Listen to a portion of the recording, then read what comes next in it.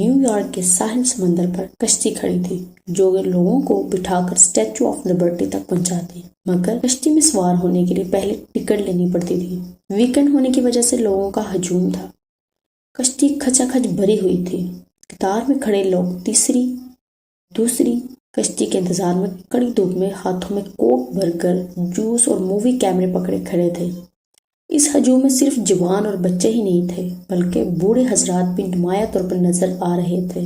قطار میں کھڑے لوگوں کا جی بہلانے کے لیے ایک سیاہ فام شخص اپنے کرتب دکھا رہا تھا۔ میوزک بج رہا تھا اور کرتب دکھاتے دکھاتے لوگوں سے روپے بھی بٹور رہا تھا، مگر کسی کو مجبور نہیں کر رہا تھا کہ کوئی سے روپے دے۔ ساحل سمندر پر جہاز، کشتیاں اور فیری کھڑی تھی۔ دور سے اسٹیچو آف لبرٹی اور سمندر کے دوسرے کنارے پر عورتیں دکھائی دے رہی تھی۔ یہ مین نیو یارک ڈاؤن ٹاؤن کی عمارتیں تھیں۔ لوگوں کی قطار کے سامنے ریڑھیوں پر اسٹیچو آف لبرٹی اور امریکہ کے مختلف مقامات کی تصویریں بک رہی تھیں۔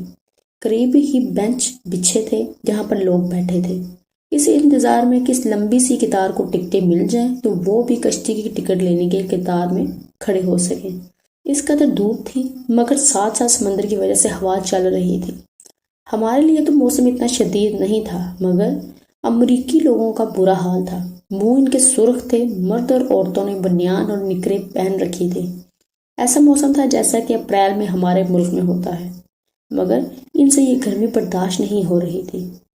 میں سوچ رہی تھی اگر پاکستان جون جولائی میں کسی سیرگاہ میں دوپہر کے وقت چلے جائیں تو ان کا کیا حال ہو۔ لوگوں کے ہجوم سے ہٹ کر ایک بینچ پر بیٹھی تھی کہ میری نگاہ دوسری جانب اٹھ گئی۔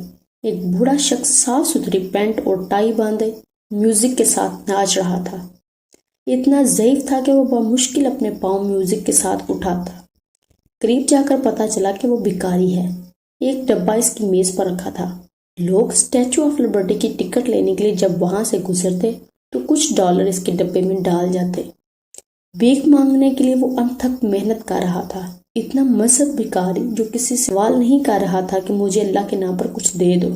لوگوں کی مرضی پر چھوڑا ہوا تھا، چاہیں تو کچھ خیرات کر جائیں۔ مجھے رہ رہ کر خیال ستا رہا تھا کہ اگر وہ لوگ بھیک بھی مانگتے ہیں تو اس کے لیے انہیں محنت کرنی پڑتی ہے۔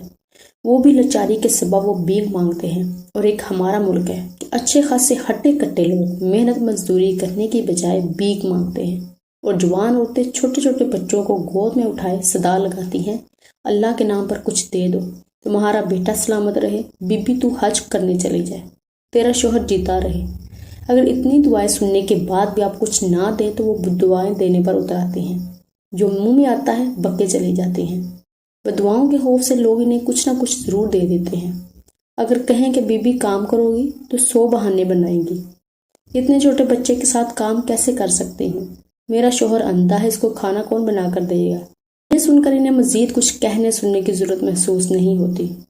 خیر، بات ہو رہی تھی ساحل سمندر پر کھڑی کشتی کی اور اس پر سوار ہونے والے لوگوں کی۔ وہ نہ جانے کتنے گھنٹے سے قطار میں لگے ہوئے تھے۔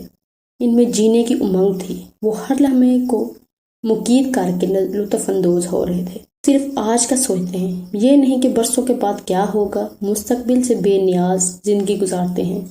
میں یہی سوچتے ہوئے وہاں سے چلی آئی کہ جو اچھے اصول انہوں نے زندگی میں اپنا لیے ہیں ہمیں بھی وہ سیکھ کر اختیار کر لینے چاہیے تاکہ ہمارا معاشرہ بھی بہتری اور ترقی کی طرف گامزن ہو سکے۔